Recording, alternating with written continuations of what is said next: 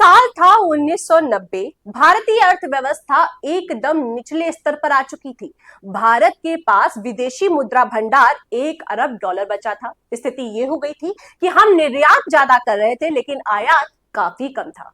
ऐसी स्थिति में हमारा जो विदेशी मुद्रा भंडार है उसमें काफी गिरावट आती जा रही थी। लोगों ने हमको दवाइयां देना बंद कर दिया और इसके साथ में पेट्रोल भी देना बंद कर दिया। स्थिति ऐसी होती जा रही थी कि हम वर्ल्ड इकोनॉमी में एकदम न्यूनतम स्तर पर आ गए थे।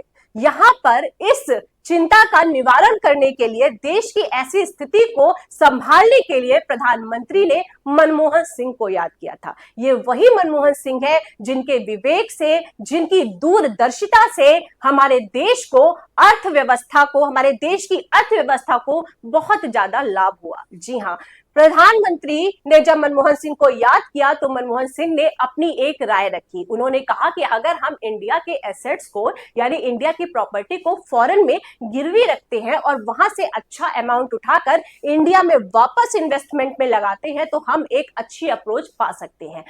फिर क्या था? फिर कैबिनेट की मंजूरी जो थी वो मनमोहन सिंह को मिल गई। मनमोहन सिंह ने अपनी स्ट्रेटेजी पर वर्कआउट करना स्टार्ट किया और रिजल्ट ये रहा कि जितना भी फॉरेन इन्वेस्टर था वो इंडिया में इन्वेस्टमेंट करने को तैयार हो गया। अगर हम बात करें आईसीआईसीआई की, एक्सिस बैंक की, एचडीएफसी की, तो आप जानते हैं कि इन सभी बैंक्स में फॉरेन इन्वेस्टमेंट जो था वो हाई पीच पर पहुंच गया था। कब? जब इसकी कमान मनमोहन सिंह ने पकड़ ली थी। इसके साथ में हम एक और चीज यहाँ पे बता दें कि जो फूड इंडस्ट्री है, जिसको आप केएफसी कहते हैं, जिसको आप मैकडॉनल्ड्स कहते हैं, जो आज के युवा साथी हमारे बड़े ही इंटरेस्टेड रहते हैं उसमें, तो सभी को पता होगा उसमें भी मनमोहन सिंह का बहुत ज्यादा योगदान था। जी हाँ, उनको इंडिया में लाने और वहां से प्रॉफिट गेन करने का जो मूल उत्तरदायित्व है वो हम सर मनमोहन सिंह, रिस्पेक्टेड मनमोहन सिंह को देते हैं। तो आप देख रहे हैं कि एक व्यक्ति जो शालीनता का प्रतीक है, जिसका स्वभाव इतना शांत है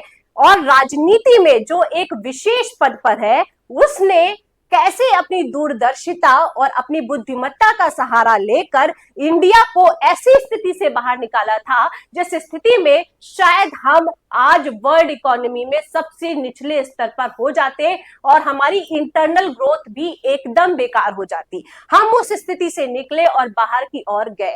जी हाँ, तो आप जितना भी फॉरेन इन्वेस्टर्स आप देख रहे हैं कि फॉरेन के जितने भी इन्वेस्टर इंडिया में इन्वेस्टमेंट कर रहे हैं, उसका एक रीजन है और वो रीजन है सर जो प्रधानमंत्री, जो हमारे पूर्व प्रधानमंत्री रहे हैं सर मनमोहन सिंह, इनका बहुत बड़ा योगदान है।